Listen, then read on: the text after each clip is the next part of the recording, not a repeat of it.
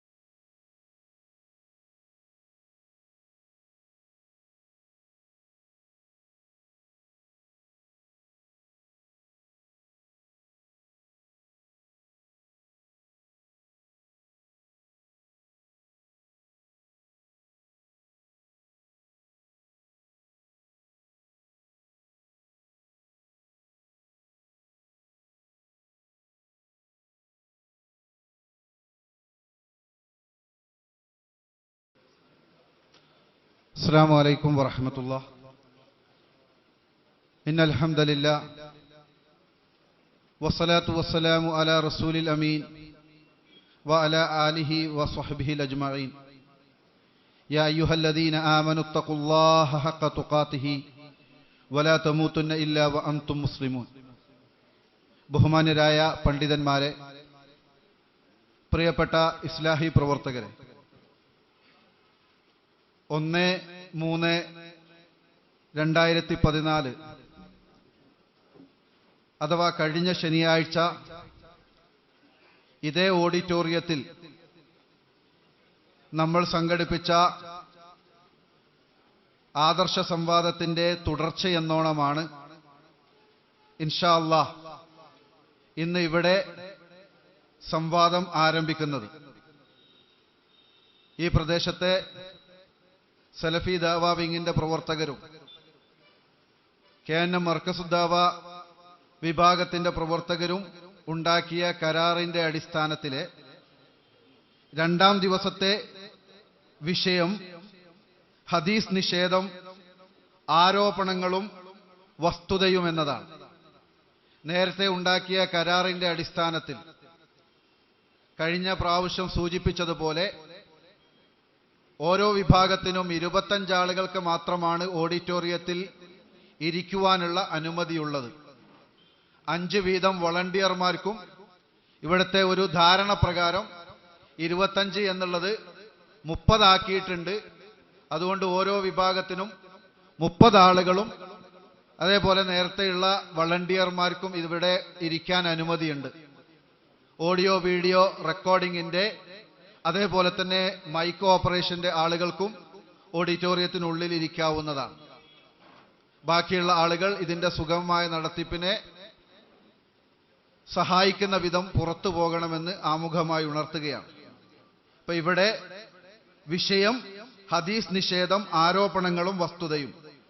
അതില് സലഫി ദാവ വിങ്ങിന്റെ വാദം ഞാൻ ഇവിടെ വായിക്കുകയാണ്. ഹദീസ് നിദാന ശാസ്ത്രപ്രകാരം അഹ്ലുസുന്നത്തിന്റെ പണ്ഡിതന്മാർ സ്വഹീഹായി അംഗീകരിച്ച ഹദീസുകൾ നിങ്ങൾ നിഷേധിച്ചിട്ടുണ്ട്. മുൻഗാമികളായ മുഹദ്ദിസുകൾ നടത്തിയ നിരൂപണങ്ങളെയും വൈജ്ഞാനിക വിമർശനങ്ങളെയും നിങ്ങളുടെ നിഷേധങ്ങൾക്കു ന്യായീകരണമായി അവതരിപ്പിക്കുന്നത് തികച്ചും കാപട്യമാണ്. ഇതാണ് സലഫി ദാവ വിങ്ങിന്റെ വാദം.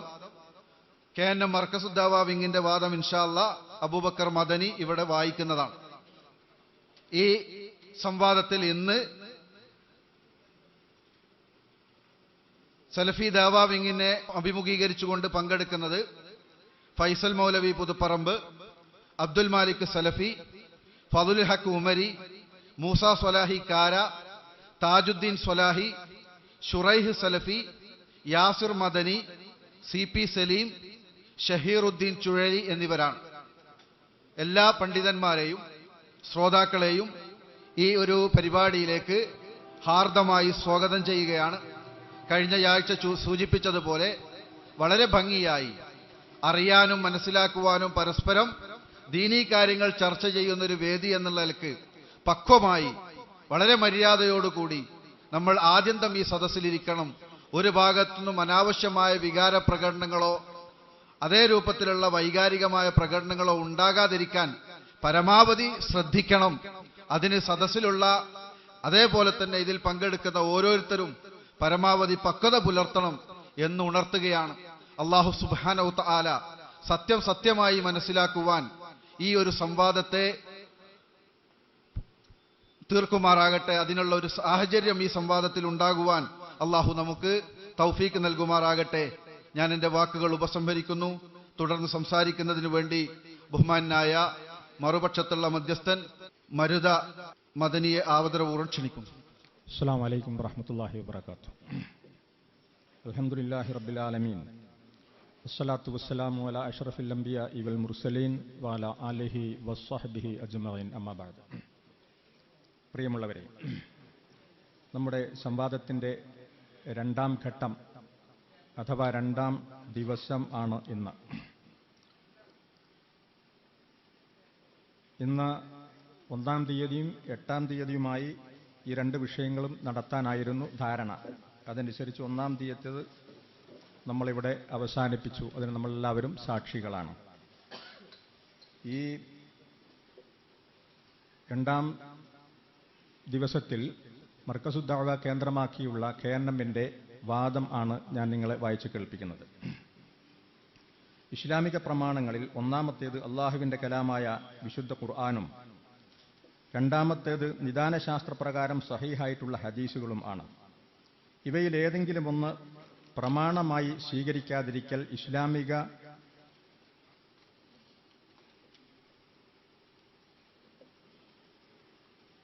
പ്രമാണങ്ങളെ നിഷേധിക്കലാണ്.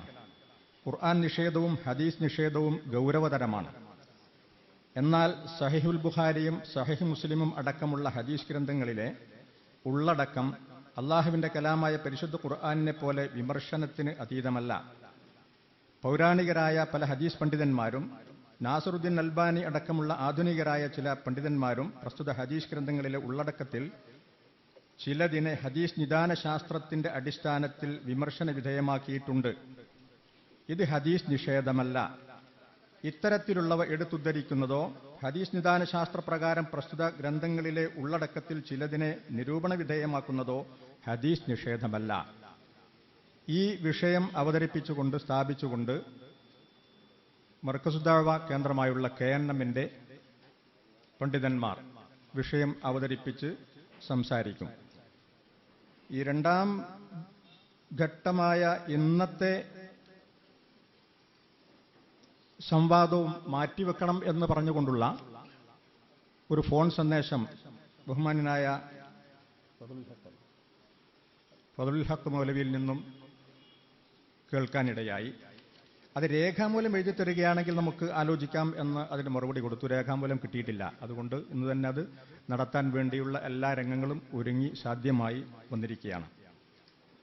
മറ്റു കാര്യങ്ങളൊന്നും വായിക്കേണ്ടതായിട്ടില്ല. അന്ന് കഴിഞ്ഞ ദിവസം വായിച്ച് കേൾപ്പിച്ചിട്ടുണ്ട്. മർക്കസുദ് ദഅവ കേന്ദ്രമായുള്ള KNM-ന്റെ കഴിഞ്ഞ 1-ാം തീയതിയിൽ പങ്കെടുത്ത ആ പണ്ഡിതന്മാർ അവരൊക്കെ തന്നെയാണ് ഇന്നും പങ്കെടുക്കുന്നതിൽ ചേഞ്ചൊന്നുമില്ല. അതുകൊണ്ട് എല്ലാവരെയും ഞാൻ ഒരിക്കൽ കൂടി ഈ പരിപാടിയിലേക്ക് ഹാർദമായി സ്വാഗതം അരുളുകയാണ്. ഇവിടെ വിശദീകരിക്കപ്പെടുന്ന കാര്യങ്ങൾ ഭംഗിയായി ശ്രദ്ധാപൂർവം കേൾക്കുകയും അതിനെ വിലയിരുത്തുകയും അതിൽ സത്യമായതിനെ അംഗീകരിക്കുകയും ചെയ്യണം എന്ന് വളരെ എളിമയോടെ താഴ്മയോടെ ഉണർത്തിക്കൊണ്ട് അള്ളാഹുവിനോട് തൗഫീഖ് ചോദിച്ചുകൊണ്ട് ഞാൻ എൻ്റെ വാക്കുകൾക്ക് വിരാമം കുറിക്കുന്നു. വാഹിറു ദഅവാന അനിൽ ഹംദുലില്ലാഹി റബ്ബിൽ ആലമീൻ. അസ്സലാമു അലൈക്കും വറഹ്മത്തുള്ളാഹി വബറകാതുഹു. ഇവിടെ നമ്മുടെ തീരുമാനപ്രകാരം നറുക്കെടുപ്പിലൂടെയാണ് ആദ്യം ആര് എന്ന് തീരുമാനിക്കുന്നത്. ഇന്നത്തെ നറുക്കെടുപ്പിൽ ആദ്യമായി വിഷയം അവതരിപ്പിക്കുന്നത് മർക്കസ് ദഅ്വ കേന്ദ്രമായുള്ള KNMന്റെ പക്ഷത്തു നിന്നാണ് ഈ വിഷയം അവതരിപ്പിക്കാൻ വേണ്ടി ബഹുമാന പുരസ്സരം അവരെ ക്ഷണിക്കുന്നു.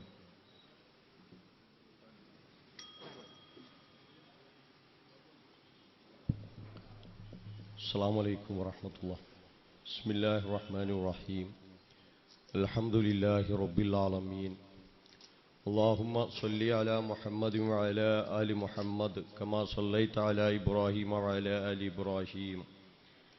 اللهم بارك على محمد وعلى آل محمد كما باركت على إبراهيم وعلى آل إبراهيم إنك حميد مجيد. أعوذ بالله من الشيطان الرجيم. بسم الله الرحمن الرحيم. يا أيها الذين آمنوا اتقوا الله وَلْتَنْظُرْ نَفْسٌ مَا قَدَّمَتْ لِغَدٍ وَاتَّقُوا اللَّهَ إِنَّ اللَّهَ خَبِيرٌ بِمَا تَعْمَلُونَ. ബഹുമാന്യരായ പണ്ഡിതന്മാരെ, നേതാക്കളെ, നേരത്തെ സൂചിപ്പിക്കപ്പെട്ടതുപോലെ നടത്തപ്പെടുന്ന ഈ സംവാദത്തിൽ KNM മർക്കസ് ദഅ്വ വിഭാഗത്തെ പ്രതിനിധീകരിച്ചുകൊണ്ട് സംസാരിക്കുകയാണ്. വിഷയം നമ്മൾ നേരത്തെ സൂചിപ്പിക്കുകയുണ്ടായി. ഹദീസു നിഷേധ ആരോപണങ്ങളും വസ്തുതകളും. ഇസ്ലാഹി പ്രസ്ഥാനം കേരളക്കരയിൽ പ്രവർത്തനം തുടങ്ങുമ്പോൾ മുസ്ലിം സമൂഹം ഇസ്ലാമിൻ്റെ അടിസ്ഥാന പ്രമാണങ്ങളായി കണക്കാക്കിയിരുന്നത് ഇമാമുമാരുടെ ഷെയ്ഖുമാരുടെയും കാലകളും കീലകളുമായിരുന്നു. എന്നാൽ ഇതിന് വിരുദ്ധമായി ഇസ്ലാമിൻ്റെ അടിസ്ഥാന പ്രമാണങ്ങളായ വിശുദ്ധ ഖുർആനിലേക്കും സ്വഹീഹായ ഹദീസിലേക്കും മുസ്ലിം സമൂഹത്തെ തിരിച്ചു കൊണ്ടുവരാനും അവരുടെ വിശ്വാസവും കർമ്മങ്ങളും ആചാരങ്ങളും അനുഷ്ഠാനങ്ങളും പ്രസ്തുത പ്രമാണങ്ങളുടെ അടിസ്ഥാനത്തിലാക്കി തീർക്കാനും ഇസ്ലാഹി പ്രസ്ഥാനത്തിന് സാധിച്ചു. പൂർവികരായ സച്ചരിതരായ സലഫുകളുടെ മാർഗം പിന്തുടർന്ന് വിശുദ്ധ ഖുർആനിൻ്റെയും ഹദീസുകളെയും പഠനവിധേയമാക്കിയതുകൊണ്ടാണ് മുജാഹിദ് പ്രസ്ഥാനത്തിന് ഈ വിജയം നേടിയെടുക്കാൻ സാധിച്ചത്. എന്നാൽ സലഫുകൾ അംഗീകരിച്ച ഹദീസു നിദാന ശാസ്ത്രപ്രകാരം ഹദീസുകളിലെ സ്വഹീഹും ലഈഫും വേർതിരിക്കുമ്പോൾ അതിനെ ഹദീസു നിഷേധമായി ചിത്രീകരിക്കുകയും അതിൻ്റെ മറവിൽ മുജാഹിദ് പ്രസ്ഥാനം ചെറുത്തു തോൽപ്പിച്ച മുഴുവൻ അന്ധവിശ്വാസങ്ങളെയും അനാചാരങ്ങളെയും തിരിച്ചു കൊണ്ടുവരുവാനുള്ള ഗൂഢം നീക്കം നടത്തുകയും ചെയ്യുന്ന മറുപക്ഷത്തുള്ളവരാണ് മുജാഹിദുകളുടെ പേരിൽ ഹദീസു നിഷേധം ആരോപിക്കുന്നത് എന്നു നമ്മൾ തിരിച്ചറിയണം. പരിശുദ്ധ ഖുർആൻ മാത്രമാണ് പ്രമാണം. മുസ്ലിം ലോകം അംഗീകരിച്ച ഹദീസു നിദാന ശാസ്ത്രപ്രകാരം സ്വഹീഹായ വന്നിട്ടുള്ള ഹദീസുകൾ പ്രമാണമല്ല എന്ന നിലപാട് സ്വീകരിക്കുന്നതാണ് ഹദീസു നിഷേധം. വസ്തുത ഇതായിരിക്കെ മുസ്ലിം ലോകം അംഗീകരിച്ച ഹദീസു നിദാന ശാസ്ത്രത്തിന്റെ അടിസ്ഥാനത്തിൽ ഹദീസുകളിലെ നെല്ലും പതിരും വേർതിരിക്കുന്നത് ഹദീസു നിഷേധമായി പ്രഖ്യാപിക്കുന്നവരാണ് യഥാർത്ഥ ഹദീസു നിഷേധികൾ. കാരണം അവർ പ്രവാചകന്റെ പേരിൽ കളവ് പറയാനുള്ള അവസരമുണ്ടാക്കുകയാണ്. ഇതുതന്നെയാണ് മറുപക്ഷം ഇന്ന് ചെയ്തുകൊണ്ടിരിക്കുന്നത്. മറുപക്ഷത്തിന് അത് നിഷേധിക്കാൻ സാധ്യമല്ല. ഇവരെക്കുറിച്ചാണ് പ്രവാചകൻ ഇപ്രകാരം പറഞ്ഞത്: മൻ കദബ അലയ്യ മുതഅമ്മിദൻ ഫല്യതബവ്വ മഖ്അദഹു മിനന്നാർ. എന്റെ പേരിൽ കരുതിക്കൂട്ടി കളവ് പറയുന്നവൻ നരകത്തിൽ അവന്റെ ഇരിപ്പിടം തയ്യാറാക്കിക്കൊള്ളട്ടെ. മുത്തവാത്തിറായിട്ടാണ് ഈ ഹദീസ് ഉദ്ധരിക്കപ്പെട്ടത്. തന്റെ ഹദീസുകളിൽ രോഗബാധിതമായവ കലരുമെന്ന് പ്രവാചകൻ സല്ലല്ലാഹു അലൈഹി വസല്ലമ മുൻകൂട്ടി മനസ്സിലാക്കി. പ്രവാചകന്റെ താക്കീതിന് വിരുദ്ധമായി സ്വാർത്ഥന്മാരായ ആളുകൾ യാതൊരു വകതിരിവുമില്ലാതെ സൂക്ഷ്മത പാലിക്കാതെ ഹദീസുകൾ ഉദ്ധരിച്ചതുപോലെയാണ് മറുപക്ഷവും ഇന്നു പ്രവാചകന്റെ പേരിൽ പലതും പ്രചരിപ്പിച്ചുകൊണ്ടിരിക്കുന്നത്. ഇത്തരക്കാരെ പിടിച്ചുകെട്ടലാണ് മുജാഹിദ് പ്രസ്ഥാനത്തിന്റെ ദൗത്യം. അത് ഞങ്ങൾ നിർവഹിക്കുക തന്നെ ചെയ്യും. അതുതന്നെയാണ് KM മൗലവി മുതൽ KP മൗലവി വരെയുള്ള മുജാഹിദ് പണ്ഡിതന്മാരും നേതാക്കളും നിർവഹിച്ച പ്രധാനപ്പെട്ട ദൗത്യം. അതിൽ ഒരു ആക്ഷേപകന്റെയും ആക്ഷേപത്തെ ഞങ്ങൾ വിലവെക്കുകയില്ല. പരിശുദ്ധ ഖുർആൻ പ്രഖ്യാപിച്ചതുപോലെ വലാ യഖാഫൂന ലൗമത ലായിമിൻ. ഇതിന് ഞങ്ങൾക്ക് ഊർജവും വീര്യവും പകർന്നു തന്നത് പ്രവാചകൻ സല്ലല്ലാഹു അലൈഹി വസല്ലമക്ക് പുറമെ ഉമ്മുൽ മുഅ്മിനീൻ ആയിഷ റളിയല്ലാഹു അൻഹയും അമീറുൽ മുഅ്മിനീൻ ഉമർ റളിയല്ലാഹു അൻഹുമാണ്. ഒരു ഉദാഹരണം പരിശോധിക്കുക. ഉദാഹരണമായി 3 ത്വലാഖ് ചെയ്യപ്പെട്ടാലും ഭാര്യയ്ക്ക് താമസവും ഭക്ഷണവും നൽകണമെന്നായിരുന്നു ഉമർ റളിയല്ലാഹു അൻഹുവിന്റെ പ്രവൃത്തി. ഇതിനു എതിരായിട്ടാണ് ഫാത്തിമ ബിന്തു ഖൈസിന്റെ ഹദീസ്. ആ ഹദീസ് കേട്ടപ്പോൾ ഉമർ റളിയല്ലാഹു അൻഹു പറഞ്ഞു, സ്ത്രീയുടെ വാക്കുകേട്ടും അള്ളാഹുവിന്റെ ഖുർആനും പ്രവാചക ചര്യയും ഉപേക്ഷിക്കാൻ നാം തയ്യാറല്ല.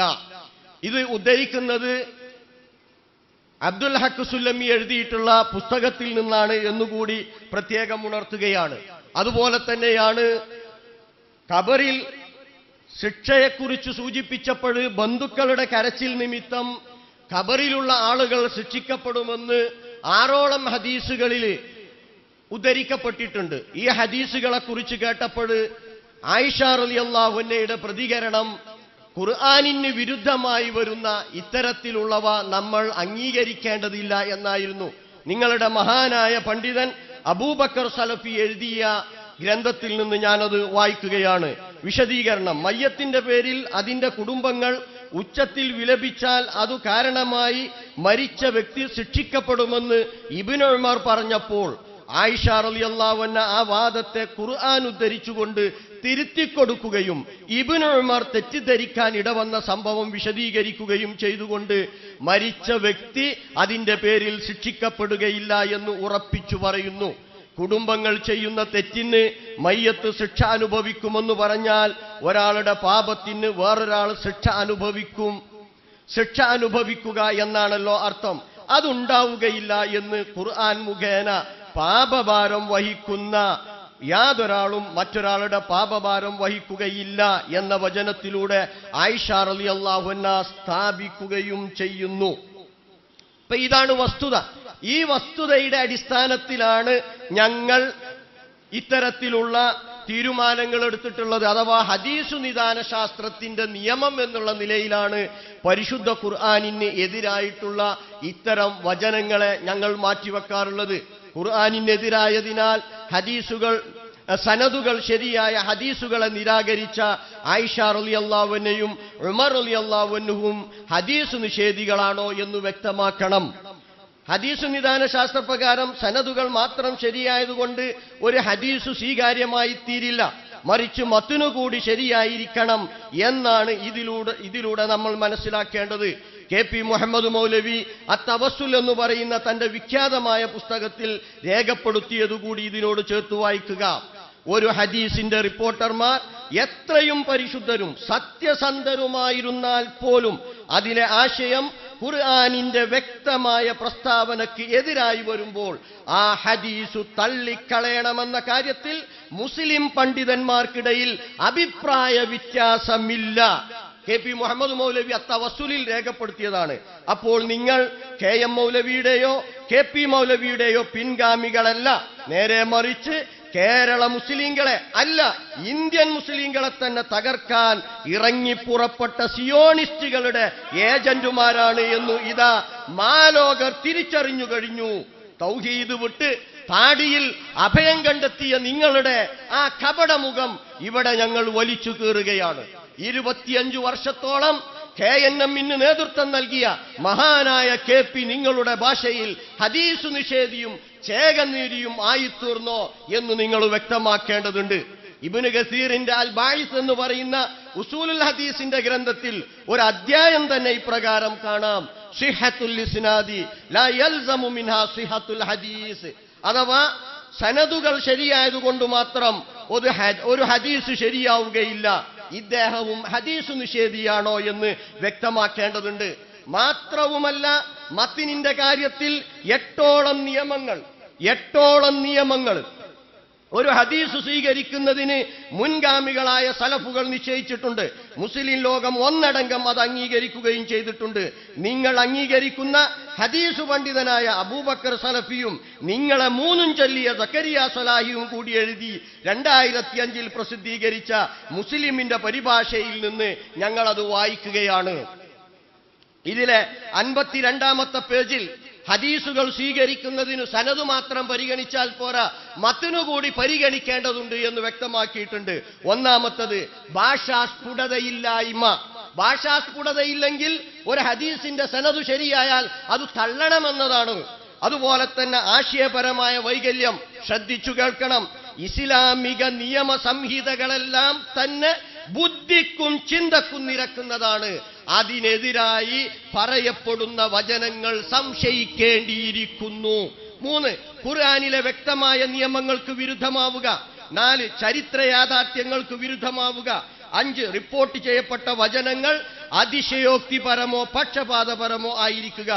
6, റസൂലിന്റെ ഒരു വചനം ഒറ്റപ്പെട്ട ചിലർ മാത്രം റിപ്പോർട്ട് ചെയ്യുക.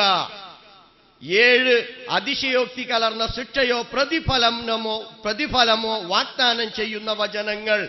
ഇങ്ങനെ ഇത്രയും നിയമങ്ങൾ ഹദീസ് നിദാന ശാസ്ത്രത്തിലെ പണ്ഡിതന്മാർ ഹദീസിനെ മത്തിനെ വിലയിരുത്തുന്നതിന് വേണ്ടി രേഖപ്പെടുത്തിയിട്ടുണ്ട്. അമാനി മൗലവി അദ്ദേഹത്തിന്റെ ഗ്രന്ഥത്തിലും കുഞ്ഞു മുഹമ്മദ് മദനി പറപ്പൂർ അതുപോലെ MM അക്ബർ തുടങ്ങിയവരെല്ലാം അവരുടെ ഗ്രന്ഥങ്ങളിൽ ഈ ഭാഗം ഉൾപ്പെടുത്തിയിട്ടുണ്ട്. ഈ പറയപ്പെട്ട നിയമങ്ങൾ നിങ്ങൾ അംഗീകരിക്കുന്നുണ്ടോ എന്ന് വ്യക്തമാക്കണം. സച്ചരിതരായ സലഫുകൾ രൂപപ്പെടുത്തിയ ഈ നിയമങ്ങളെ വലിച്ചെറിയുകയും മുജാഹിദുകളെ ശിർക്കിലേക്കും കുഫ്റിലേക്കും കൊണ്ടുപോവുകയും ചെയ്തു എന്നതാണ് നിങ്ങൾ സമൂഹത്തിന് ചെയ്തു കൊടുത്ത സേവനം. ചേളാരിയിലോ കാരന്തൂരിലോ സീറ്റുറപ്പിക്കുകയാണ് നിങ്ങൾക്ക് നല്ലത്. അവർ സ്വീകരിച്ചില്ലെങ്കിൽ നിങ്ങളുടെ യഥാർത്ഥ യജന്മാനന്മാരിലേക്കു നിങ്ങൾക്ക് മടങ്ങാം. ചിലരെങ്കിലും യമനിലേക്കുള്ള ടിക്കറ്റുകൾ ശരിപ്പെടുത്തിക്കൊണ്ടിരിക്കുകയാണല്ലോ. ഖബറുൽ വാഹിദ് ആയ ഹദീസുകൾ വിശ്വാസകാര്യങ്ങളിൽ സ്വീകരിക്കൽ നിർബന്ധമില്ല. അതിനാൽ ഇത്തരം ഹദീസുകളെ വിശ്വാസകാര്യങ്ങളിൽ തെളിവ് പിടിക്കുന്നതിൽ നിന്നും മാറ്റിവെക്കാം എന്നതും സലഫുകളുടെ മാർഗമാണ്.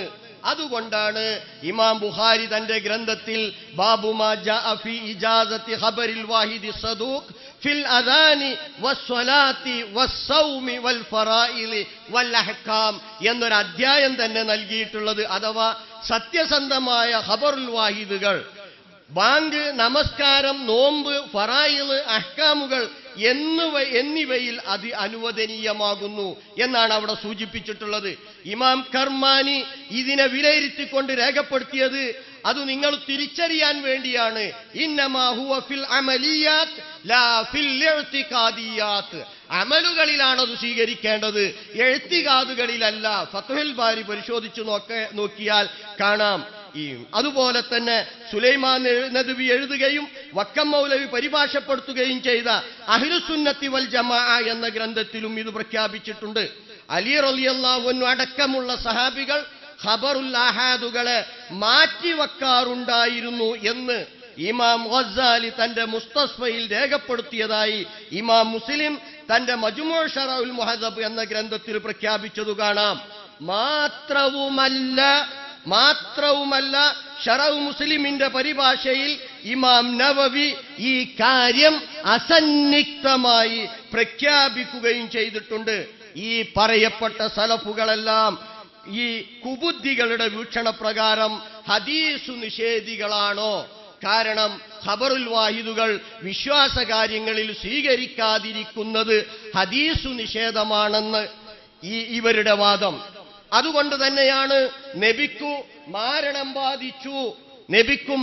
ബാധിച്ചിട്ടുണ്ട് എന്ന് വിശുദ്ധ ഖുർആനിന്റെയും തിരുചര്യയുടെയും ഖണ്ഡിതമായ പ്രഖ്യാപനത്തിനെതിരായി നിങ്ങൾക്ക് പറയേണ്ടി വന്നത്. പ്രവാചകൻ സിഹറുമായി ബന്ധപ്പെട്ട് പരിശുദ്ധ ഖുർആൻ പ്രഖ്യാപിക്കുന്ന കാര്യങ്ങൾ നമ്മൾ മനസ്സിലാക്കേണ്ടതുണ്ട്. സൂറത്തുൻ നിസായിലെ 51, 52 ആയത്തുകളിൽ അമാനി മൗലവി കൃത്യമായി വിശദീകരിക്കുന്നത് ഇങ്ങനെ വായിക്കാം. ജിബുത്തിലും അതുപോലെ താഗൂത്തിലും വിശ്വസിക്കുന്നവരാണ് ജൂതന്മാരും ക്രിസ്ത്യാനികളും. അതുകൊണ്ട് തന്നെ അവരെ അള്ളാഹു ശപിച്ചിട്ടുണ്ട്. എന്നിട്ട് ഇവിടെ ജിബുത്തിനെ വിശദീകരിക്കുന്നു. ഒരു നന്മയുമില്ലാത്തതും മിഥ്യയായതും ഒന്നിനും കൊള്ളാത്തതും ദുഷ്ടമായതും ക്ഷുദ്രം എന്നൊക്കെ അർത്ഥം നൽകാവുന്ന പദമാണ് ജിബുത്ത്. സിഹർ ബ്രാക്കറ്റിൽ ആഭിചാരം, ആഭിചാരി, പ്രശ്നം നോക്കൽ, പ്രശ്നക്കാരൻ, വിഗ്രഹം ആദിയായ അടിസ്ഥാനരഹിതങ്ങളായ പലതിനും ജിബുത്ത് എന്ന് പറയപ്പെടാറുണ്ട്. ശകുനം നോക്കലും പ്രശ്നം വെക്കലും പക്ഷിലക്ഷണവും ജിബുത്തിൽപ്പെട്ടതാണ് എന്ന് ഒരു ഹദീസിലും വന്നിരിക്കുന്നു. ജിബുത്ത് എന്ന് പറഞ്ഞാൽ മുഫസ്സിറുകളിൽ അധികം ഉമർ റളിയല്ലാഹു അൻഹു അടക്കമുള്ളവർ ജിബ്ത്തിന് അർത്ഥം നൽകിയിട്ടുള്ളത് സിഹർ മാരണമെന്നാണ്.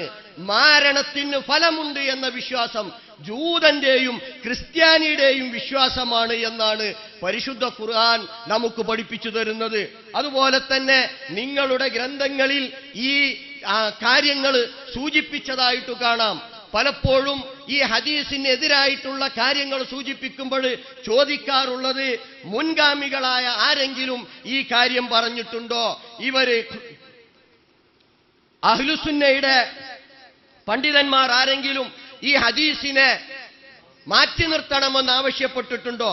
നിങ്ങൾക്ക് മറുപടി നൽകുന്നത് ജിന്ന്, സിഹർ, കണ്ണേർ, റുഖിയ ശർഇയ്യ ഒരു പ്രാമാണിക പഠനം എന്ന് പറയുന്ന സക്കരിയ സലാഹിയുടെ പുസ്തകം തന്നെയാണ്. അഹ്ലുസുന്നക്കാരായി അറിയപ്പെടുന്ന അബൂ മൻസൂർ മാതുരിദി, ഇബ്നു ഹസം, അബൂ ജഅഫറുൽ ഇസ്തറാബാദി, അബൂബക്കറുൽ ജസ്സാസ് തുടങ്ങിയ പണ്ഡിതരും ഈ വിഷയത്തിലെ അഭിപ്രായങ്ങളുടെ ആകത്തുക സിഹ്റിന് യാഥാർത്ഥ്യമില്ലെന്നും അതിന് സ്വാധീനങ്ങളൊന്നും ഉണ്ടാക്കാൻ കഴിയില്ലെന്നും അവ വെറും തംവീഹ്, വസ്വാസും തഖ്യീലും തോന്നലുകളും മാത്രമാണെന്നാണ്. അഥവാ അഹ്ലുസുന്നക്കാരായ പണ്ഡിതന്മാർ തന്നെ അതിനെ തള്ളിയിട്ടുണ്ട് എന്ന് നിങ്ങളുടെ ഗ്രന്ഥത്തിൽ തന്നെ ഉദ്ധരിക്കുകയാണ്. അതുപോലെ മുസ്നദ് അഹ്മദിൽ ഉദ്ധരിക്കുന്ന ഹദീസ് ലാ യദ്ഖുലുൽ ജന്നത സ്വാഹിബു ഖംസിൻ എന്ന് പറയുന്ന ആ ഹദീസിനെ കുറിച്ച് വിശദീകരിക്കുന്നിടത്ത് രണ്ടാമതായി എണ്ണിയിട്ടുള്ളത് വലാ മുഅ്മിനും ബിസിഹ്റിൻ, സിഹ്റിൽ വിശ്വസിക്കുന്നവൻ അവൻ സ്വർഗ്ഗത്തിൽ പ്രവേശിക്കുകയില്ല എന്നാണ് സ്വഹീഹായി വന്നിട്ടുള്ള ഇത്തരത്തിലുള്ള ഹദീസുകൾ കാണാൻ സാധിക്കും. അതുപോലെ തന്നെ വൻ പാപങ്ങൾ എന്ന് പറയുന്ന പുസ്തകം നിങ്ങൾ പുറത്തിറക്കിയപ്പോൾ അതിൽ കാണാൻ സാധിക്കും സിഹ്റിൽ രണ്ടാമത്തെ ഷിർക്കിന്റെ രൂപം, അഥവാ സിഹ്റിൽ വിശ്വസിക്കുന്ന ഒരുത്തന്റെ ജീവിതത്തിൽ ഷിർക്ക് വരുന്ന രൂപം നിങ്ങളുടെ പുസ്തകമാണ് വൻ പാപങ്ങൾ എന്ന ഗ്രന്ഥത്തിലൂടെ പഠിപ്പിക്കുന്നത്. മനുഷ്യ ജിന്ന് പിശാചുക്കൾക്ക് ഗൈബ് അദൃശ്യമറിയുമെന്ന വാദം കൊണ്ട് അള്ളാഹുവിലുള്ള വിശ്വാസത്തിൽ പങ്കുചേർക്കലും സിഹ്റിൽ ഉൾപ്പെടുന്നു. അഥവാ മനുഷ്യ ജിന്ന് പിശാചുക്കൾക്കും മറ്റും ഗൈബ് അദൃശ്യമറിയാമെന്ന് വാദിച്ച് അത് വിശ്വസിച്ച് പ്രപഞ്ചത്തിലെ ഗൈബ് അദൃശ്യജ്ഞാനം അറിയുക എന്ന അള്ളാഹുവിനു മാത്രമുള്ള കഴിവിൽ ഷിർക്ക് പങ്കുചേർക്കുന്ന വിശ്വാസമാകുന്നു സിഹ്ർ. അത് ഫലിക്കുമെന്ന് വിശ്വസിക്കുന്നവന്റെ ജീവിതത്തിലും ഇത് കടന്നുവരും. നിങ്ങളുടെ കൂടെയുള്ള അബ്ദുൽ ലത്തീഫ് സുല്ലമി മാറഞ്ചേരി എഴുതിയിട്ടുള്ള പുസ്തകം തൗഹീദും 2 ഷഹാദത്ത് കലിമകളും നിങ്ങൾ ഒന്നായിരുന്നപ്പോൾ CD ടവറിൽ നിന്ന് പ്രസിദ്ധീകരിച്ചതാണ്. ഇസ്ലാം ദുർബലമാകുന്ന കാര്യങ്ങൾ 10 എണ്ണി പറഞ്ഞപ്പോൾ 7ാമത്തേത് സൂചിപ്പിച്ചത് സിഹ്ർ മാരണം അല്ലെങ്കിൽ അതുമായി ബന്ധപ്പെട്ട മറ്റു വല്ല കാര്യങ്ങൾ പ്രവർത്തിക്കുകയോ വിശ്വസിക്കുകയോ അവ തൃപ്തിപ്പെടുകയോ അവയെ സഹായിക്കുകയോ ചെയ്യൽ, അഥവാ സിഹ്ർ ഫലിക്കുമെന്ന വിശ്വാസമുള്ളവൻ അവന്റെ ഇസ്ലാം തന്നെ ദുർബലമായി തീരുമെന്നാണ് സൂചിപ്പിക്കുന്നത്. മാത്രവുമല്ല ജസ്സാസിനെ പോലെയുള്ളവരും അതുപോലെ ഖാസിമിയെ പോലെയുള്ള പണ്ഡിതന്മാർ അവരുടെ മഹാസിനു തഅ്വീൽ എന്ന് പറയുന്ന ഗ്രന്ഥത്തിലെല്ലാം ഈ ഹദീസുകളുടെ വിമർശനം കൃത്യമായി നൽകിയിട്ടുണ്ട്. ഇബ്നു കസീർ തന്നെ അദ്ദേഹത്തിന്റെ ഗ്രന്ഥത്തിൽ ഈ ഹദീസിനെ കുറിച്ച് പറയുന്നത് പ്രവാചകനു മാരണം ബാധിച്ചിട്ടുണ്ട് എന്ന് റിപ്പോർട്ട് ചെയ്യപ്പെട്ടതിനെ കുറിച്ച് സൂചിപ്പിച്ചത് ഹക്കദ ഔറദഹു ബിലാ ഇസ്നാദിൻ വഫീഹി ഗറാബത്തുൻ വഫീ ബഅ്ളിഹി നകാറത്തുൻ ശദീദ എന്നാണ്. ആ ഹദീസ് സ്വീകാര്യമല്ല എന്ന് ഇബ്നു കസീർ റഹ്മത്തുള്ളയും പ്രഖ്യാപിക്കുന്നതായിട്ട് കാണാം. അതുപോലെ പ്രവാചകനു സിഹ്ർ ബാധിച്ചു എന്നത് ശരിയല്ലെന്ന് വിചിന്തനൻ രേഖപ്പെടുത്തിയിട്ടുണ്ട്. അൽമനാർ 982 നവംബർ മാസത്തിൽ രേഖപ്പെടുത്തിയിട്ടുണ്ട്. അബ്ദുൽ ഹക്ക് സുലമി 85 സെപ്റ്റംബർ മാസത്തെ അൽമനാറിൽ എഴുതിയിട്ടുണ്ട്. നിങ്ങളുടെ വിചിന്തനൻ 2004 മെയിൽ എഴുതിയിട്ടുണ്ട്. സാൽവേഷന്റെ നോട്ടീസിൽ പറഞ്ഞിട്ടുണ്ട്. ചങ്ങരംകുളം സമ്മേളനത്തിന്റെ നോട്ടീസിൽ പറഞ്ഞിട്ടുണ്ട്. ഇങ്ങനെയുള്ള നിങ്ങളുടെ പ്രസിദ്ധീകരണങ്ങളിലെല്ലാം മാരണം ഫലിക്കുകയില്ല, അത് തട്ടിപ്പാണ് വെട്ടിപ്പാണ് എന്ന് കൃത്യമായി രേഖപ്പെടുത്തിയിട്ടുണ്ട്. എന്നിട്ടും അതൊക്കെ മറച്ചുവെച്ച് ഈ ഖുർആനിന് വിരുദ്ധമായിട്ടുള്ള ഈ ആശയം സമൂഹത്തിൽ പ്രചരിപ്പിക്കുകയും എന്നിട്ട് സമൂഹത്തെ ഷിർക്കിലേക്കും കുഫറിലേക്കും കൊണ്ടുപോവുകയുമാണ് നിങ്ങൾ ചെയ്യുന്നത്. വിശുദ്ധ ഖുർആനിന് വിരുദ്ധമായ ഇത്തരം ഹദീസുകളെ ആയിഷ റളിയല്ലാഹു അൻഹ തന്നെ എതിർത്തിട്ടുണ്ട്. ഇതാണ് ഞങ്ങൾക്കുള്ള മാതൃക. ഒരു ഉദാഹരണം കൂടി പറയാവുന്നതാണ്. ഇന്ന തുയറത ഫീ സലാസത്തിൻ ഫിദ്ദാരി വൽ മർഅതി വൽ ഫറസി എന്ന് പറയുന്ന ബുഖാരി റിപ്പോർട്ട് ചെയ്ത ഹദീസിനെ ആയിഷ റളിയല്ലാഹു അൻഹ വിമർശിക്കുന്നു. അബൂ ഹുറൈറ ഇപ്രകാരം പറഞ്ഞതായി ആയിഷ റളിയല്ലാഹു അൻഹ അറിഞ്ഞപ്പോൾ രോഷത്തോടെ അവർ പറഞ്ഞു, അബുൽ ഖാസിമിന് ഖുർആൻ ഇറക്കിയവൻ തന്നെ സത്യം, ഇങ്ങനെയല്ല അദ്ദേഹം പറഞ്ഞത്, അല്ലാഹുവിന്റെ ദൂതൻ പറഞ്ഞത് ഇപ്രകാരമാണ്. കാന അഹ്ലുൽ ജാഹിലിയ തഖൂലൂന അത്വീറതു ഫിൽ മർഅതി വദ്ദാബതി വദ്ദാർ എന്നാണ് ജാഹിലിയത്തിലെ ആളുകൾ പറയാറുണ്ടായിരുന്നു. ദുർലക്ഷണം വാഹനത്തിലും മൃഗത്തിലും സ്ത്രീകളിലുമാണെന്ന്.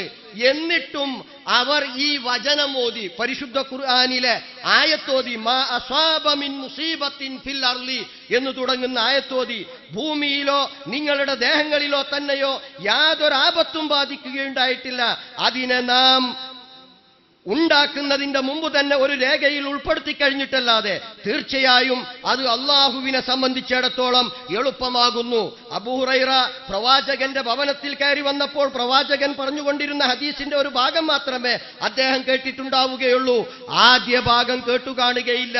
ഖുർആനിന്റെ തത്വത്തിനെതിരാണ് അബൂ ഹുറൈറ നിവേദനം ചെയ്ത ഹദീസിന്റെ മുറിഭാഗം എന്നു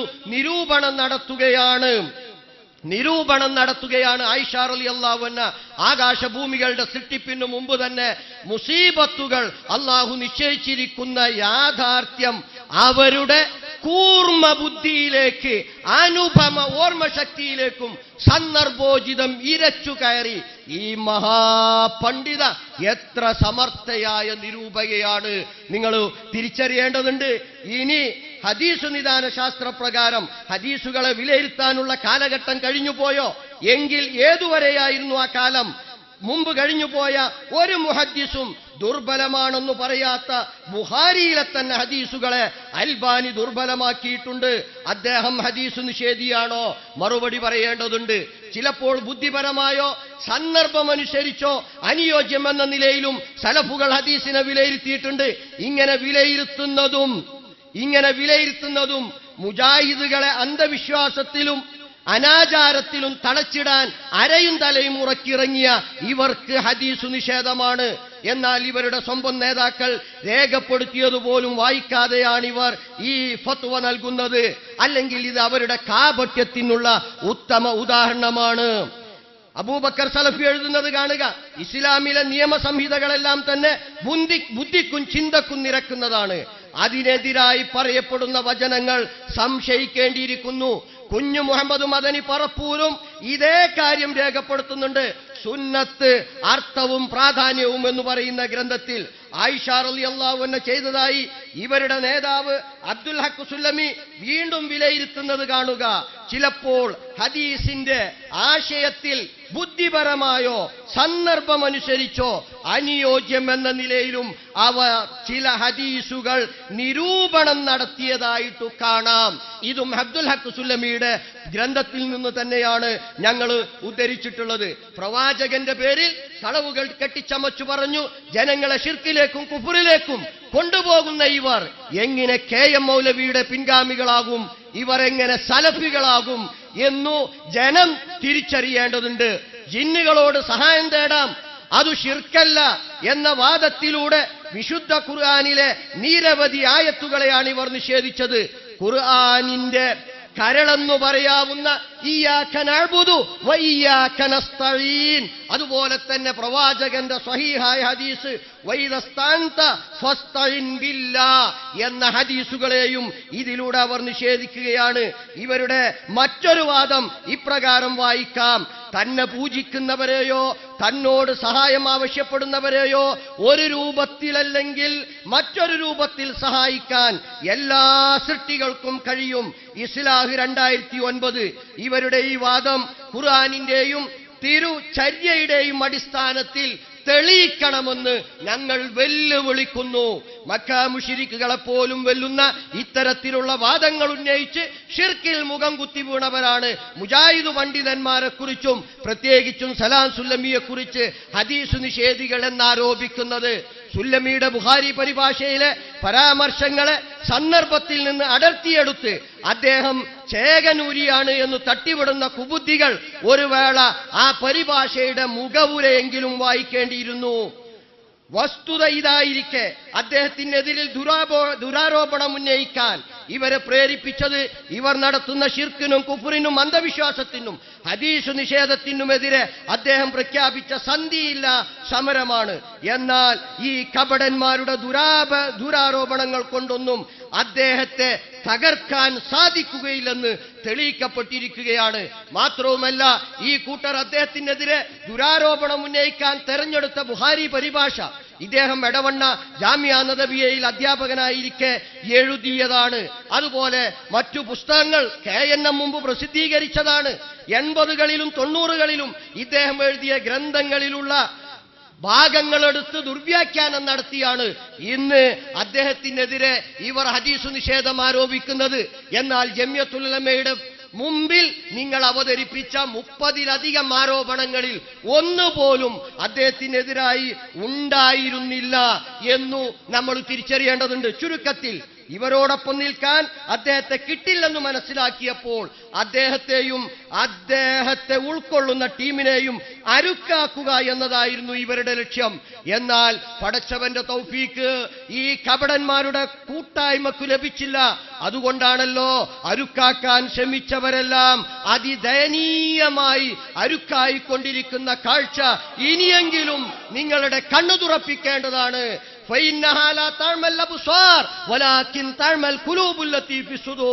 എന്ന ആയത്തുകൂടി മനസ്സിലാക്കുക. അള്ളാഹുവിന്റെ സിഫാത്തുകളെ വ്യാഖ്യാനിക്കുന്നു എന്നതാണ് ഇവർ നമ്മുടെ പേരിൽ ഉന്നയിക്കുന്ന മറ്റൊരു ആരോപണം. അള്ളാഹുവിന്റെ സിഫാത്തുകളെ വ്യാഖ്യാനിച്ച സലഫുകളും അതുപോലെ തന്നെ വ്യാഖ്യാനിക്കാതെ എഴുതിയ സലഫുകളുമുണ്ട്. അതോടൊപ്പം മനസ്സിലാക്കേണ്ടത് വ്യാഖ്യാനിക്കാതെ അള്ളാഹുവിന്റെ സിഫാത്തുക്കളെ വ്യാഖ്യാനിക്കാതെ സലഫുകൾ എഴുതിയ ഒരു തഫ്സീറെങ്കിലും കൊണ്ടുവരാൻ നിങ്ങളെ വെല്ലുവിളിക്കുകയാണ് ഞങ്ങൾ. ഒരു തഫ്സീറെങ്കിലും അള്ളാഹുവിന്റെ സിഫാത്തുകളെ വ്യാഖ്യാനിക്കാതെ എഴുതിയിട്ടുള്ള ഒരു തഫ്സീറെങ്കിലും സലഫുകൾ എഴുതിയത് കൊണ്ടുവരേണ്ടതുണ്ട്. അമാനി മൗലവിയുടെ പരിഭാഷ എടുത്തു നോക്കിയാലും സിഫാത്തുകളെ വ്യാഖ്യാനിച്ചതായി കാണാം. ദജ്ജാലിനെ നിഷേധിക്കുന്നു എന്നതാണ് മറ്റൊരു ദുരാരോപണം. ഇതും വസ്തുതയ്ക്ക് നിരക്കാത്തതാണ്. ഖബർ ശിക്ഷയെ നിഷേധിക്കുന്നു, അതുപോലെ തന്നെ സിറാത്തിനെ നിഷേധിക്കുന്നു. ഇങ്ങനെ അദ്ദേഹത്തിന്റെ പേരിൽ ദുരാരോപണങ്ങൾ ഉന്നയിച്ച് അദ്ദേഹത്തെ അരുക്കാക്കാൻ ഗൂഢമായ നീക്കം നടത്തുകയാണ്. ഇൻഷാ അല്ലാഹ് വസ്തുതകൾ ഇവിടെ കൃത്യമാവും. അതോടൊപ്പം സംഗീതവും സംഗീതോപകരണങ്ങളും എന്ന പേരിൽ അത്തൗഹീദിൽ അദ്ദേഹം എഴുതിയ ആ ലേഖനത്തെക്കുറിച്ച് കഴിഞ്ഞ പ്രാവശ്യം കളിയാക്കുകയുണ്ടായി. പരിശുദ്ധ ഖുർആനിലെ സൂറത്തു ശുഅറായിലെ 224 മുതൽ 227 വരെയുള്ള ആയത്തുകളും അതുപോലെ തന്നെ ബുഖാരിയിൽ കിതാബുൻ നിക്കാഹിൽ ബുഖാരി ഉദ്ധരിച്ച ഹദീസും അതുപോലെ മുസ്ലിമിൽ കിതാബു ഫളായിലു സഹാബയിൽ ഇമാം മുസ്ലിം ഉദ്ധരിച്ച ഹദീസും മനസ്സിലാക്കാതെയോ അല്ലെങ്കിൽ മനസ്സിലാക്കിയിട്ടും നിഷേധിച്ചുകൊണ്ടോ ആണ് ഇവർ ഇത് തുടരുന്നത് എന്ന് ഞങ്ങൾ പ്രത്യേകം ഉണർത്തുകയാണ്. മുജാഹിദുകളെ ഷിർക്കിലേക്കും കുഫറിലേക്കും കൊണ്ടുപോയ നിങ്ങൾ അടിച്ചിറക്കൽ കയറ്റൽ കേന്ദ്രങ്ങൾ തുടങ്ങി ബിസിനസ് സാമ്രാജ്യം കെട്ടിപ്പൊക്കാമെന്ന് വ്യാമോഹിക്കുന്നുവെങ്കിൽ അത് ഈ കേരളക്കരയിൽ ഞങ്ങൾ അനുവദിക്കുകയില്ല എന്ന് പ്രഖ്യാപിക്കാൻ ഈ അവസരം ഞങ്ങൾ ഉപയോഗപ്പെടുത്തുകയാണ്. അതോടൊപ്പം തന്നെ എങ്ങനെയാണ് ജിന്നുമായിട്ട് മനുഷ്യന്റെ ബന്ധമെന്ന് നിങ്ങൾ മാറ്റിവെച്ച പലപ്പോഴും നിങ്ങളുടെ ഗ്രന്ഥങ്ങളിൽ രേഖപ്പെടുത്താത്ത ഹദീസ് ബുഖാരി ഉദ്ധരിച്ചതുകൂടി ഞാൻ ഇവിടെ സൂചിപ്പിക്കുകയാണ്. അമാനി മൗലവി ഉദ്ധരിച്ചതായിട്ട് നബി സല്ലല്ലാഹു അലൈഹി വസല്ലമ പറഞ്ഞതായി ഇബ്നു മസ്ഊദ് റളിയല്ലാഹു അൻഹുവിൽ നിന്ന് ഇപ്രകാരം നിവേദനം ചെയ്യപ്പെട്ടിരിക്കുന്നു: നിശ്ചയമായും മനുഷ്യനിൽ പിശാചിന് ഒരു തരം പ്രവേശനമുണ്ട്, മലക്കിനും ഒരു തരം പ്രവേശനമുണ്ട്. പിശാചിന്റെ പ്രവേശനം തിന്മയെക്കുറിച്ചുള്ള വാക്തത്വവും യാഥാർത്ഥ്യത്തെ വ്യാജമാക്കലും, മലക്കിന്റെ പ്രവേശനമാവട്ടെ നന്മയെക്കുറിച്ചുള്ള വാക്തത്വവും യാഥാർത്ഥ്യത്തെ സത്യമാക്കലുമായിരിക്കും. ഇത് ആർക്കെങ്കിലും അനുഭവപ്പെട്ടാൽ അത് അള്ളാഹുവിങ്കൽ നിന്നുള്ളതാണ് എന്ന് അവൻ അറിഞ്ഞുകൊള്ളട്ടെ, അവൻ അള്ളാഹുവിനെ സ്തുതിക്കുകയും ചെയ്യട്ടെ. മറ്റേതു പിശാചിന്റെ ആർക്കെങ്കിലും അനുഭവപ്പെട്ടാൽ ആട്ടപ്പെട്ട പിശാചിൽ നിന്ന് അവൻ അല്ലാഹുവിനോട് ശരണം തേടുകയും ചെയ്യട്ടെ. എന്നിട്ട് തിരുമേനി അശ്ശൈത്വാനു യഅദുകുമുൽ ഫഖറ വയഅ്മുറുകും ബിൽ ഫഹ്ശാ, പിശാച് നിങ്ങളോട് ദാരിദ്ര്യത്തെക്കുറിച്ച് താക്കീത് ചെയ്യുകയും നിങ്ങളോട് നീചവൃത്തി കൊണ്ട് കൽപ്പിക്കുകയും ചെയ്യുന്നു എന്ന ഖുർആൻ വചനം ഓതുകയും ചെയ്തു. ഈ ഹദീസിന്റെ അടിസ്ഥാനത്തിലാണ് പിശാചുമായി ബന്ധപ്പെട്ടിട്ടുള്ള കാര്യങ്ങൾ നമ്മൾ മനസ്സിലാക്കേണ്ടത് എന്നുകൂടി ഉണർത്തുകയാണ്. അതുകൊണ്ട് തന്നെ സത്യമായി മനസ്സിലാക്കുവാനും പരിശുദ്ധ ഖുർആനിന്റെയും തിരുചര്യയുടെയും അടിസ്ഥാനത്തിൽ മുന്നോട്ട് പോവാനും നമുക്ക് സാധിക്കണം. കാരണം ഇവിടെയുള്ള കോടികളുടെ നിക്ഷേപമോ അതല്ലെങ്കിൽ സ്ഥാപനങ്ങളോ മറ്റുള്ളതോ അല്ല നമ്മളുടെ ലക്ഷ്യം. അതിനേക്കാൾ ഉപരി മരണാനന്തരമുള്ള ഒരു ജീവിതമുണ്ട്. അല്ലയോ സത്യവിശ്വാസികളെ, നിങ്ങൾ അല്ലാഹുവിനെ സൂക്ഷിക്കണം. നാളേക്കു വേണ്ടി എന്തു ചെയ്തു എന്ന് നിങ്ങൾ ഓരോരുത്തരും ചിന്തിക്കണം. വത്തഖുല്ലാ, നിങ്ങൾ അല്ലാഹുവിനെ സൂക്ഷിക്കുക. ഇന്നല്ലാഹ ഖബീറും ബിമാ തഅമലൂൻ, നിങ്ങൾ പ്രവർത്തിക്കുന്നതിനെ കുറിച്ച് അല്ലാഹ് സൂക്ഷ്മമായി അറിയുന്നുണ്ട് എന്ന ആ പരിശുദ്ധ ഖുർആനിന്റെ ആയത്തിനെ കുറിച്ച് ബോധവാന്മാരാവുകയും അതുകൊണ്ട് തന്നെ അരുക്കാക്കാൻ ആരെയെങ്കിലും നമ്മൾ കണ്ടെത്തിയിട്ടുണ്ടെങ്കിൽ അവരുടെ പേരിലുള്ള ദുരാരോപണങ്ങൾ ഉന്നയിക്കുന്നത് നിർത്തിവെക്കുകയും ചെയ്യണമെന്ന് ആവശ്യപ്പെടുകയാണ്. അസ്സലാമു അലൈക്കും അസ്സലാമു അലൈക്കും വറഹ്മത്തുള്ളാഹി. അൽഹംദുലില്ലാഹി വസ്സലാത്തു വസ്സലാമു അലാ റസൂലില്ലാഹ് വഅലാ ആലിഹി വസഹ്ബിഹി അജ്മഈൻ. അമ്മാ ബഅദ്. യാ അയ്യുഹല്ലദീന ആമനു തഖുല്ലാഹ ഹഖ്ക തുഖാതിഹി വലാ തമൂതുന്ന ഇല്ലാ വഅൻതും മുസ്ലിമൂൻ. അഊദു ബില്ലാഹി മിനശ് ശൈത്വാനിർ റജീം. ഇന്നല്ലദീന കഫറു വസദ്ദു അൻ സബീലില്ലാഹി വശാഖുർ റസൂല മിൻ ബഅദി മാ തബയ്യന ലഹുമുൽ ഹുദാ ലൻ യദുറുല്ലാഹ ശൈഅൻ വസയുഹ്ബിതു അഅമാലഹും. യാ അയ്യുഹല്ലദീന ആമനു അത്തിഉല്ലാഹ വഅത്തിഉർ റസൂല വലാ തുബ്തിലു അഅമാലക്കും. അൽഹംദുലില്ലാഹ്. നമ്മുടെ ബഹുമാന്യനായ അലി മദനി സാഹിബ് അദ്ദേഹത്തിന്റെ പ്രബന്ധം ഇവിടെ നോക്കി വായിക്കുകയുണ്ടായി. ഇൻഷാ അല്ലാഹ് ഞങ്ങൾ പ്രതീക്ഷിക്കുന്നു ചോദ്യോത്തരവും ഇങ്ങനെ പ്രബന്ധ വായന തന്നെയായിരിക്കുമെന്നാണോ നിങ്ങൾ ബലമായും സംശയിക്കുന്നു. ഏതായിരിക്കും ആയിക്കോട്ടെ. ഇവിടെ ഞാൻ വിഷയത്തിലേക്ക് വരുന്നതിന് മുമ്പ് കഴിഞ്ഞ സംവാദത്തിൽ ബഹുമാന്യനായ ലത്തീഫ് മൗലവി എന്റെ ഒരു പുസ്തകത്തിൽ നിന്ന് ഒരു വാചകം വായിച്ചുകൊണ്ട് ഞാൻ അള്ളാഹുവിന്റെ സിഫാത്തിന് തസ്ബീഹും തംസീലും നടത്തിയവനാണ് എന്ന് ആളുകളെ തെറ്റിദ്ധരിപ്പിക്കാൻ വേണ്ടി പല പ്രാവശ്യം പറഞ്ഞിരുന്നു. ബഹുമാന്യനായ ലത്തീഫ് മൗലവി എന്റെ പുസ്തകത്തിൽ നിന്നുള്ള ആ വാചകം മുഴുവൻ വായിക്കാൻ തയ്യാറായിട്ടില്ലെന്ന് മാത്രമല്ല, മഹാനായ മുഹീദ്ദീൻ ശൈഖ് റഹ്മത്തുള്ളാഹി അലൈഹിയുടെ അൽ ഉൻയ എന്ന കിതാബിൽ നിന്ന് ഞാനെടുത്ത് ഉദ്ധരിച്ച വാചകത്തെയാണ് അദ്ദേഹം എന്റെ പേരിൽ കളവ് പറഞ്ഞിട്ടുള്ളത്. ലത്തീഫ് മൗലവി, നിങ്ങൾ അള്ളാഹുവിനെ പേടിക്കണം, പരലോകത്തെ പേടിക്കണമെന്ന് മാത്രമേ എനിക്ക് ഓർമ്മപ്പെടുത്താനുള്ളൂ. ലത്തീഫ് മൗലവി അലി മൗലവി അവസാനം ഓതിയ ആയത്ത് ശരിക്കൊന്ന് ശ്രദ്ധിക്കണം. ഞാൻ എന്താ എഴുതി ഞാൻ വായിച്ചു തരാം. സിഫാത്തുകളെ നിഷേധിക്കുന്ന മടവൂരികളും കുബൂരികളും ഇനി ചെയ്യേണ്ടത് മുഹീദ്ദീൻ ശൈഖിന്റെ അൽ ഉൻയ എന്ന ഗ്രന്ഥം കൂടിയിരുന്ന് വായിച്ചു പഠിക്കലാണ്. അത് പഠിക്കാത്ത തങ്ങൾക്കുള്ള കുഴപ്പം. അതിൽ അദ്ദേഹം പറയുന്നത് കാണുക, അള്ളാഹുവിന് രണ്ട് കരങ്ങളുണ്ട്, രണ്ടും വലുതാണ്. അള്ളാഹു പറഞ്ഞു, ആകാശങ്ങൾ അവന്റെ വലത് കൈകൊണ്ട് ചുരുട്ടിപ്പിടിച്ചവയാണ്. കുട്ടികൾ പന്തെറിയുന്നത് പോലെ അവന്റെ വലത് കൈകൊണ്ട് അവൻ എറിയും. പിന്നെ അവൻ പറയുന്നു, ഞാനാണ്